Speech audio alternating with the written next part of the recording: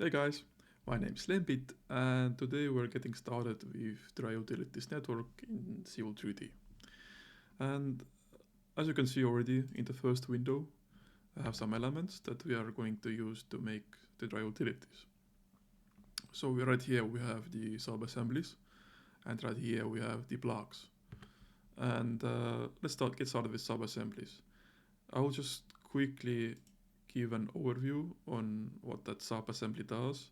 It's a custom made, and if you want to make some custom sub-assemblies as well, feel free to check out my free YouTube course on that.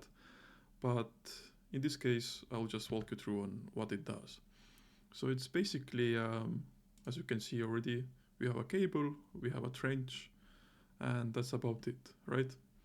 So in this example, these are the parameters that you can change for this sub-assembly right here. So in my case, we have a cable, it's yes or no. Basically, it changes the appearance of the cable. We can choose a cable type. So later on, it's gonna matter on the exports. Later on, when we're gonna export the solids out of the corridor, it's gonna give a color to this cable, right? And nothing special about that one. So as well, we have a cable diameter. For instance, we can change how thick is the cable, right?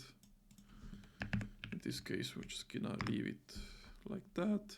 As well, I have a cable offset. Sometimes it's useful, sometimes it's not. So just in case, we have it right here. I have a trench as well. So sometimes I just need a cable, nothing else. And we have a cable, and sometimes we need a trench as well.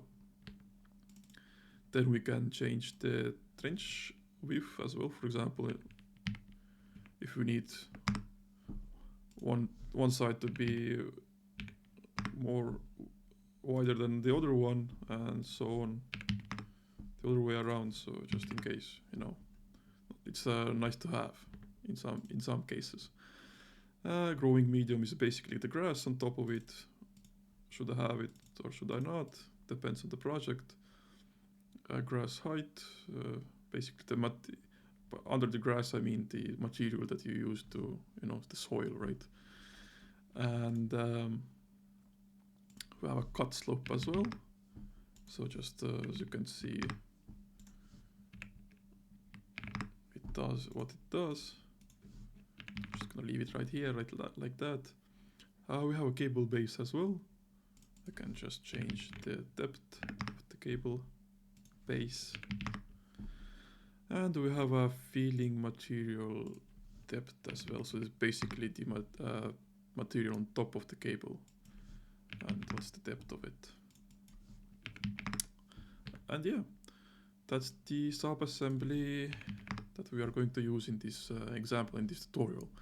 All of these are the same one sub-assembly, but just variety, right? So right here we have no cable, right here we have just a cable, and in this example we're gonna use a lot of cables in one corridor. So yeah, all of this is just one sub-assembly, and yeah, it has multiple purposes, as you can see. And right here we have blocks. So under the blocks I'm usually using different elements, such as you can see, a light pole.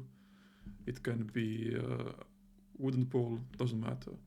So as you can see, just a block, right? Nothing special about it. But later on, if we're gonna export it to EFC, right, then you can see these are the elements that are going to be exported, and people will be able to see in any EFC supporting software, right?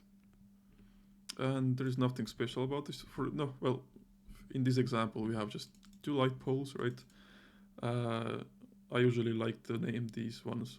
For example, in this case, the light pole height is 12 meters, right? And the console length is 2.5, right? And if you check out the model viewer, so yeah, 12 meters height, 2.5 is the console, and his smaller friend has a height of 6 and the console length is 1. So yeah, these are the elements that we are going to use in this tutorial, in this example.